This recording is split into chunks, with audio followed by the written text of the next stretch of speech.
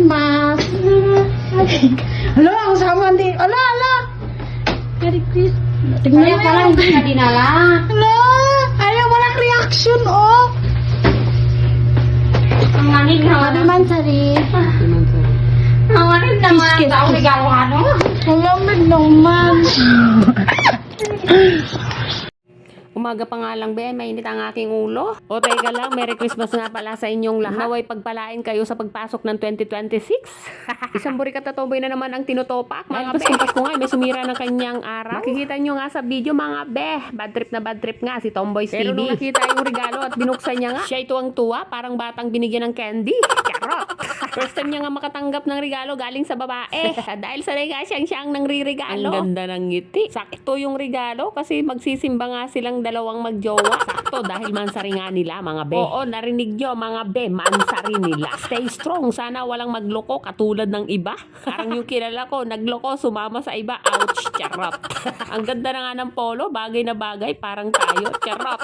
Ito nga, papunta na kami sa simbahan, magbabawas ng kasalanan. At syempre, magde-date na rin. Ito nga yung paborito namin gawin, mga be, ang magsimba together. At mag-food trip sa tabi-tabi. Charot. Yun lang kasi ang kaya ng budget namin. Kasi alam nyo, mga be, importante talaga si God sa relasyon. Para matagal ang relasyon, dapat si Lord ang palaging kasama nyo sa inyong relasyon. Para hindi kayo dikitan ng kasalanan na pwedeng sumira sa inyong relasyon. Charot.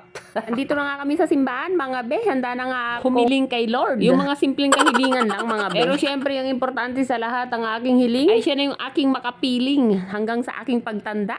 Charot, matanda na pala ako ngayon. At kami nga ay naguto, mga be, pagkatapos ng simba. Pumunta kami sa Jabi, bida ang saya. Parang yung kakilala mo, bida-bida marunong ka sa buhay ng iba. Charot. Lalo na yung isa dyan, charot. Basta ako, wala akong pakialam sa sasabihin ng iba. Nagpo-trip nga kami, mga be, dito sa paborito naming kainan. Parang siya, paborito kong kainan. Charot. Madalas nga kami dito mag-food trip, mga be. Hindi dahil masarap, kundi budget meal nga, mga be. Buy one, take one na. Para solid ang presyo. Para sa taong nagtitipid, charot. Let's go, mga be, kainan na. Buy one, take one, shawarma. Para sa mag-asawa. Masarap ang pagsasama, charot. Sa unang kagat, mga be, naalala mong lahat na hindi ka pala naging sapat. Sa jowa mo mukhang belat, charot. Isang paalala, mga be, huwag kang maging syunga sa taong hindi makontento sa isa, charot.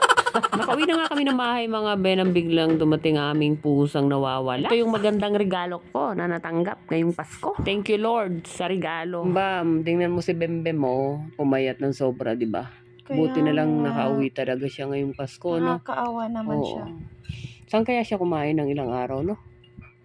Siguro mga 2 weeks walang Sobrang kain. nagpapasalamat talaga ako kay Lord na bumalik siya sa atin. Talagang ito yung pinakamagandang regalo sa ating dalawa, no?